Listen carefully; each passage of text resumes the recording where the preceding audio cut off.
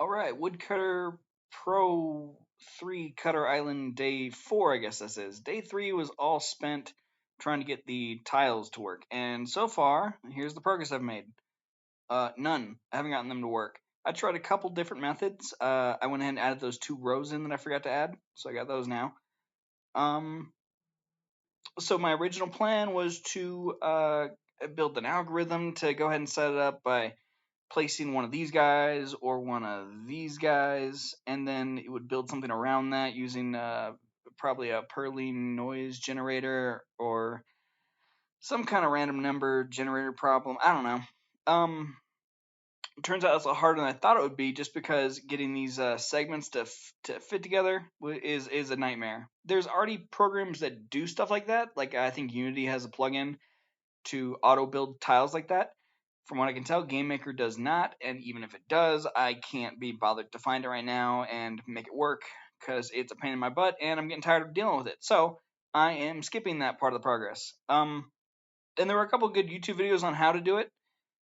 Specifically, I'm now using 1.3 beta because it comes with a neat little tile feature. Let's see if I go up here to layer, new tile map layer. Yep, 52 by 40. That's right. Cool.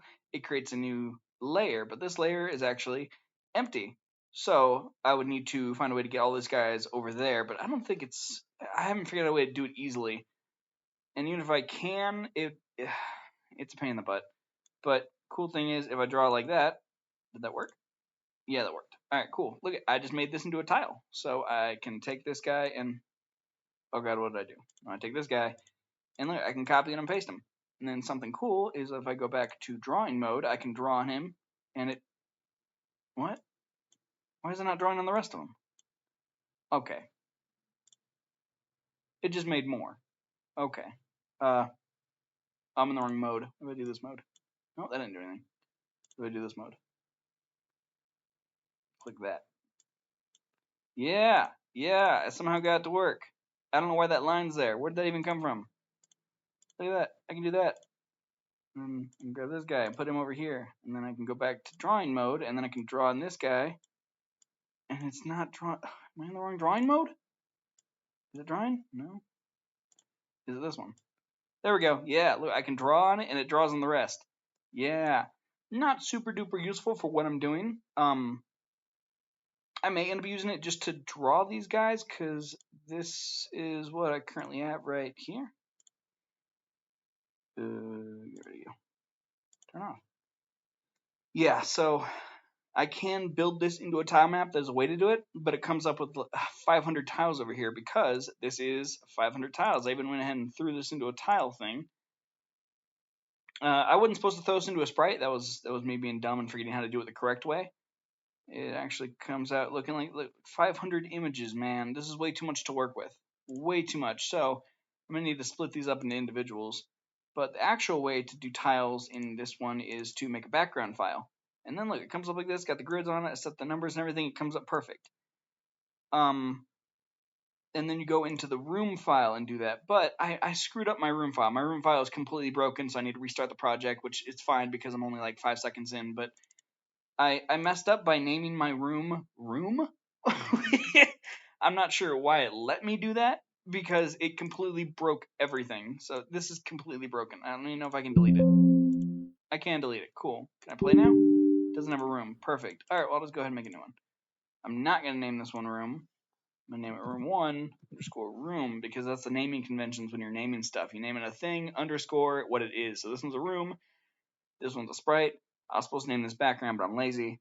Set whatever, and then go into tiles over here. Click on this tile. I need to set my snaps. This would be 52 and 40. Boom, look at that. So this is how I'm going to draw everything now. I cannot figure out how to do it automatically, so I'm just going to do it manually. I'm going to go ahead and grab some water right here, and then just put this stuff in. And if I hold the control button, nope, if I hold shift while I'm doing it, it can just drag it, because otherwise it just does like that. But yeah, hold shift and I can drag, and then that'll draw in like that. And then I go over here and I grab one of these boys, put it there, and then I can grab one of these guys, put it right there. Grab another ocean, put it like that. And then yeah, I'm just gonna draw the entire thing. gonna be much bigger. I'm not sure how big I want to make it. Probably pretty big because I don't think these are very resource heavy. Also, I don't plan on optimizing this game at all. When you build big maps like this, you want to optimize it so this stuff isn't loaded in while they're not looking at it. But that's more than I want to do right now. And since I don't believe this is gonna chug anything, it's not very resource heavy. I'm not gonna do it. Let's see what else. Yeah, that's my plan for now. I'm just gonna go ahead and draw a map. Today's plan is just to draw a map. Although I did a little bit of work on figuring out what the best way to do the algorithm was. So I started out with this, where uh, it splits each tile into 4 quadrants, and then it pulls the tile based on the quadrant. So this 2 sand and a grass. It would just come over and find a tile, which I'd probably number them. I'd give it numbers, so it would be like 2 plus 2 plus these would be like 20 plus 20, so it'd come out 44, and it would be like, okay, cool, 44, that's sand, sand, grass, grass. Let's go ahead and pull that tile. And it would pull sand, sand, grass, grass, right here, sand, sand, sand, sand, grass, grass, because it split them into 4 quadrants. That was a problem because I ran into a situation right here. Sand, sand, sand, grass. So that would be sand, sand, sand, grass. But right here, there's a hard edge on the sand.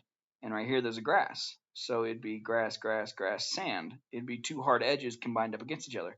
I'm going to try and avoid doing that. I want to have rounded edges in as many places as I can. I could fix that by redesigning all the sprites and making them not terrible, but I don't want to do that. I could give a bunch of rounded edges to everything, a whole different tile set around it. I'm not going to do that. This is just the first idea on it too. I wouldn't even know how to implement it because I'd run into the exact same problem I ran into earlier trying to implement it. And then this is idea 2. How is this any different than idea 1? Hold on. Oh yeah. Okay. This is just a zoomed out image because I realized it wasn't going to work, so I just closed it and I just grabbed a screenshot real quick.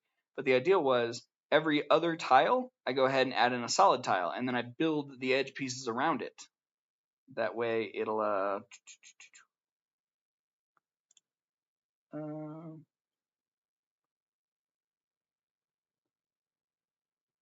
want to give you an example real quick, but it's so pointless because I'm not doing it anymore. But yeah, every other tile I give it a solid, and then I build the edge piece around it. That way everything has an edge piece. Yeah, I ran into a problem right here though, because you run into stuff like this where you have tree, tree, empty grass, empty sand. I don't have a tile set for this. And building individual tile sets, that'd be like another 1,000 tiles because it adds on. I have 3 pieces of land and there's 4 tiles, so 3 to the 4th to the 4th, which is what? I don't even know. What is 3 to the 4th to the 4th? That's a lot. I'm not doing that. That's a lot of work. So I'm just not doing that.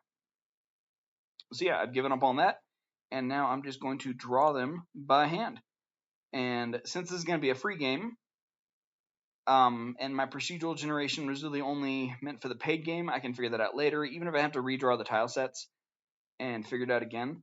Because one option that I didn't do but I could have done is instead of having each tile be a 4 quadrant, I could have just had each tile be a 1 quadrant.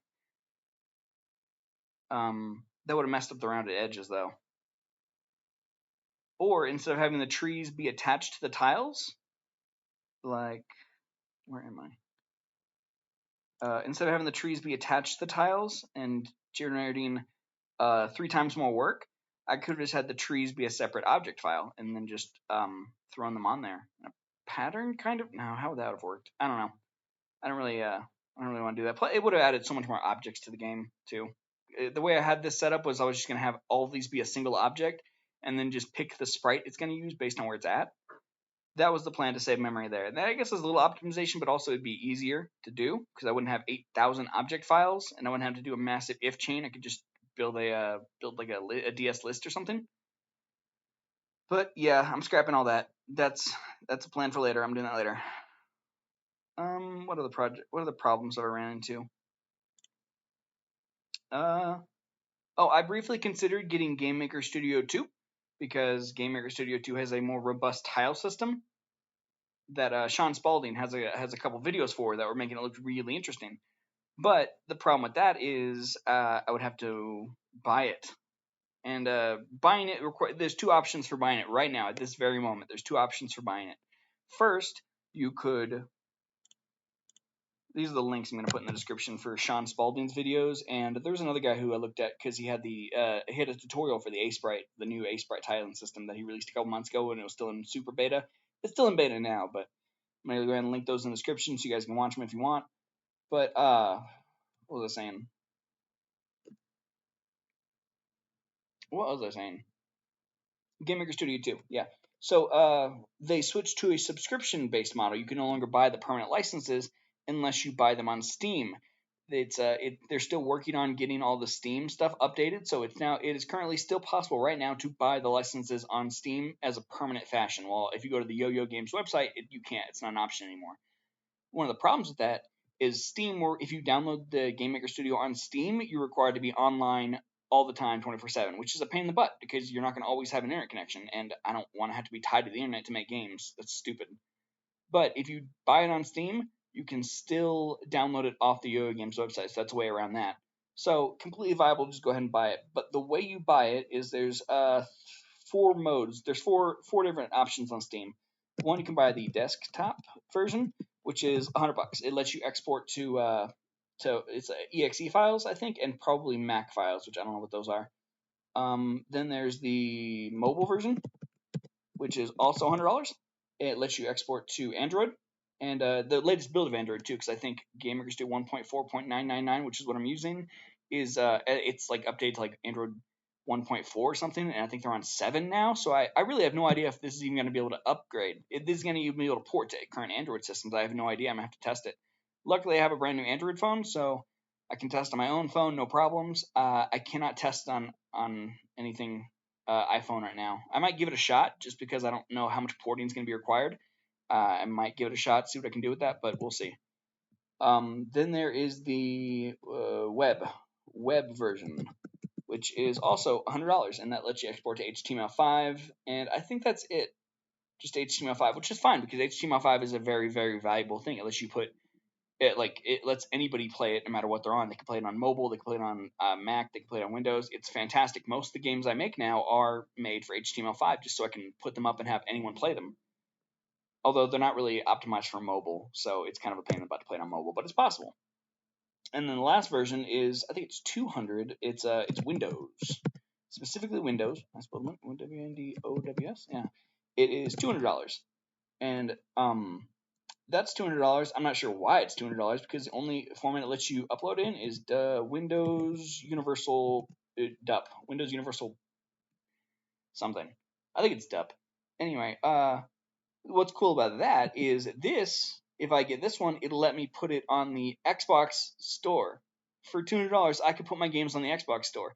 And I looked into it, and it's crazy easy, too. It's like $15 for a license to upload games to the Xbox store. And the new Xboxes, they have a developer mode. So you just go in there, you pay the $15, you get your credentials, you sign in, and boom, your Xbox is now in development mode. Any game you make, you can just throw it straight onto your Xbox and play it on your Xbox, test on your own Xbox. Fantastic, without having to buy like a crazy developer kit. I don't even know how to do that, but super. I wouldn't say easy, but it's doable, definitely doable. So I really like that. But I could probably do that now, just because I don't think WUP has changed in a while, and I think I have the export scripts for WUP on here, so I could do that now. Really, I don't need to go ahead and buy a whole license, but overall, all this adds up to about $500, and that's a lifetime license. Option 2, which is the one I had to do the math behind, and I looked at Shaun Spalding's videos discussing it, and he changed my mind about it because you get a creator license for Game Maker Studio 2, and that costs $10 a month. So, and if you buy a year, it's $100 for a year. So, if I buy the lifetime licenses, I would have to use these things for 5 years to make up for, buying it a month at a time or year at a time. And thinking 5 years in the future, like I got Game Maker Studio 1.4 like 7 years ago probably. I think we picked it up in 2015, maybe 2014. So yeah, 7 years ago ish, somewhere around there. Yeah, it's really a price point feature. And the month-to-month thing sounds good to me, just because I'm not using this game. I haven't made a game in months, so yeah, if I do pick up Game Maker Studio 2, I will be doing it month to month. And I hated that at first. I hated that I couldn't buy it permanent anymore. And then until I actually sat down and watched Shaun Spalding talk about it and did the math myself and realized, this actually saves me money. I don't own the product anymore, which kind of sucks, but really, do I need to? Like, if I'm not using it most of the year, do I need to be paying for it most of the year? I don't know. It all just depends on what you think. That's what my feelings on it are now. So if I do upgrade to Game Maker Studio 2, which I don't think I will be, just because I haven't actually lost any functionality. Looking at Game Maker Studio 2, there are a couple of features I would like. Off the top of my head right now, I can't think of any. I know there was a couple that seemed really interesting to me. Yeah, I can't think of them right now. But there was also a couple things I didn't want, which was mostly just learning the new UI, because they have like a crazy line system where you like draw boxes and then there's lines in between the boxes and stuff. I'm not quite sure what to do with that. And this one, I already kind of have an idea what I'm doing. I don't want to have to learn new stuff because I'm lazy. I don't want to pay to learn new stuff when the current old stuff I have works just fine. I haven't really run into any problems here that buying Game Maker Studio 2 would instantly solve. So there's no reason for me to upgrade.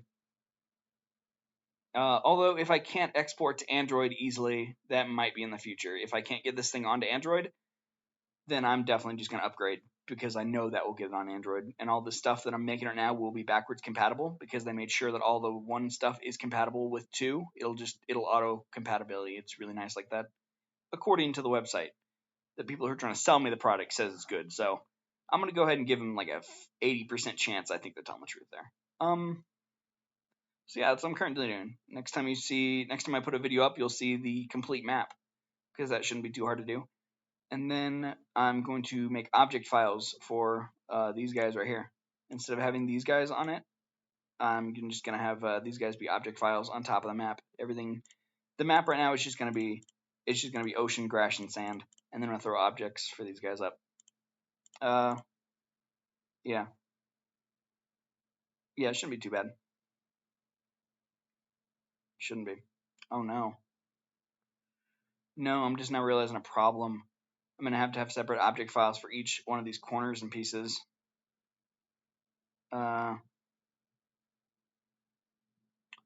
Unless, is there a different way to do that?